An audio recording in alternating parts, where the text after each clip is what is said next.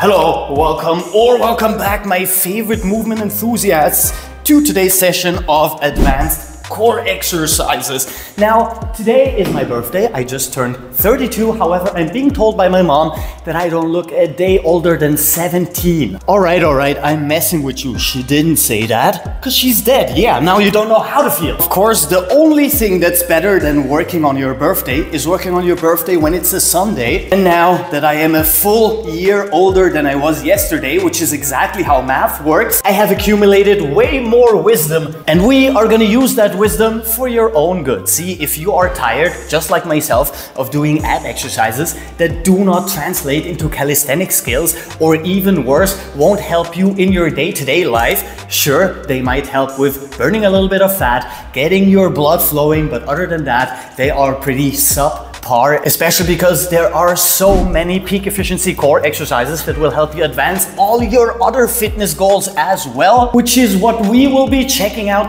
today. So if you're ready, let's go and have some fun. One of the most important exercises that you will be adding to your core and total body strength and control routines will be a plank progression. What we want to do is activate our core as much as we can so we can advance our core in a more holistic fashion. Level number one would be an assisted plank. We want to lengthen our shoulders, we want to tilt our pelvis and fully flex our abs. Hold until we can't hold anymore. Moving up to level number two, we're gonna raise our knees, lengthen our shoulders, and once again, tilt our pelvis, flexing our abs. To make this exercise a little bit harder, we're gonna start moving forward, lengthening our toes, and doing a planche simulation on our elbows, which is gonna require a lot of core engagement and static strength, as well as total body control. Moving up one more level in this exercise,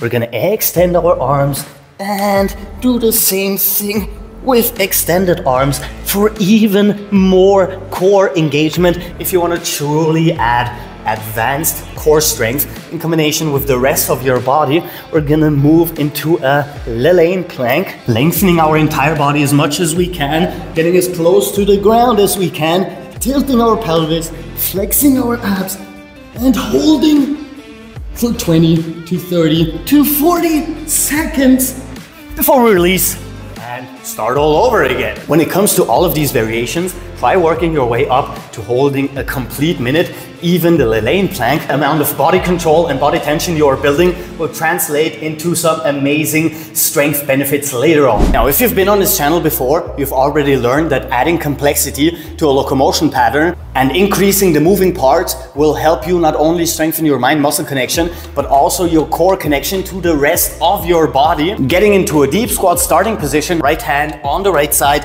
extend your leg, pull it back, thread the needle, go into this pseudo dragon squat, closer to the ground. A lot of core engagement, a lot of control in our upper body as well as our lower body. Back into the deep squat position and repeat on the other side. Extend forward, pull in, thread the needle, go low and reverse. And repeat. Not only are we working our entire core from our obliques to our hip flexors and our back musculature, adding rotation, extension, and flexion, making it a little bit more complex, requiring a lot more body control, which once again is going to translate into more advanced movement patterns and more benefits to our core strength and total body strength later on. With our second locomotion pattern starting the other way around. First, the pseudo dragon squat like so, then extension to the front. We're gonna turn as closely to the ground as possible, bend that leg, extend, reverse, repeat on the other side. We're gonna extend behind the leg first, then we're gonna extend in the front, bend and go as low as we can, adding some rotation in our upper body before we reverse. And most of you, if I'm not mistaken, will first feel it in their hip flexors, because most people's hip flexors are weak as f. Now you've added a lot of coordination to your core exercises. Not only that, but you are working a lot on your hip extension and flexion, which is not only important to avoid injuries later on, but strengthening the connection between these parts and our abdominal musculature is really important if you want to advance in calisthenics or in fitness in general. Moving us to today's main course, starting out with one compression exercise that's going to help us immensely with one of the coolest calisthenic skills ever and one of the more advanced core exercises, being the extended L sit, holding it statically for 20 to 30 seconds. Before we get into that, we're gonna sit up fully upright, pulling our toes in, extending our legs, and most people will already feel a little stretch in their posterior chain, especially the more you extend your lower back. Both hands down to the ground. We're gonna raise our legs, hold for a second or two, and reverse. Raise, hold for a second or two, and reverse. The amount of compression we're getting in our core is absolutely insane, and over time it will help us with holding this position for longer and longer periods. To advance our L-sit capabilities, we want to first master being able to hold that L position fully extended, hanging from a bar. Keep that core tight, especially those hip flexors and those quads as well, and try and hold this 90-degree angle for up to 20 to 30 seconds. Release, take a short break, and then repeat again. And of course, being able to do the same thing on the dip bar, so we have more arm and shoulder strength inclusion as well. We have overhead mobility added to the decompression in our shoulders, as well as grip strength, basically having strengthened our entire arms now with the dips and the hanging. We can start working on the ground. Extend, raise, fold forward, compress your core as much as you can, lengthen your shoulders, round your back, reverse. And the other exercise we already did, the compressions by leaning forward, and then we can start combining one side, the other side, and over time we should be able to raise, elevate, and hold. And if you can't do that with your fingers on the ground and you need a little bit more support and compensation for lack of strength or flexibility, you can elevate your arms, which is going to make this movement a lot easier. Hold for a handful of seconds, release, and repeat. Now, contrary to unpopular belief, your posterior chain is also part of your core and strengthening your spinal erectors and your back musculature, especially around your lumbar and thoracic spine, will be an absolute game changer when it comes to core exercises, reducing injury risk while you're training as well as while you're getting older, which I am an expert in since today is still my birthday. Which means that for our next exercise cluster, we will elevate our upper body, grab onto the box, extend your legs, raise them, and then tilt your pelvis just like so, keeping your lower back in a neutral position. Touch your toes to the ground and elevate. Try not to go into lumbar extension. Stay in that tilted pelvis position so we have a lot more glute and core engagement throughout the movement. We do not want to go into hyperextension.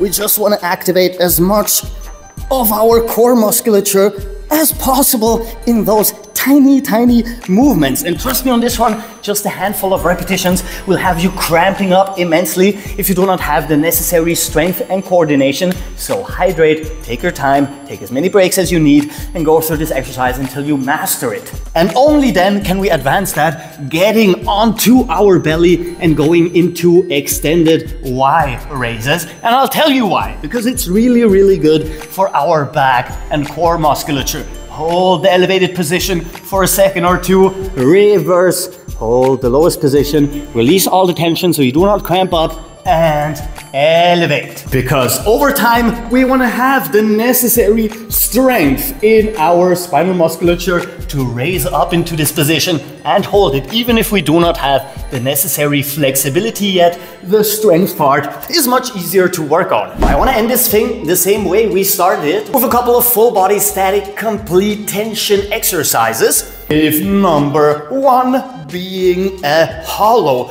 body hold, for 20 to 30 seconds, which is going to be a lot easier than all the other exercises we did. Tilt your pelvis, lengthen your shoulders, round your back, extend your legs, flex your anterior chain completely, as well as holding a controlled hollow body position, hanging from a bar, as well as extending our back, going into lateral flexion, holding our obliques completely flexed, and doing the same thing to the other direction.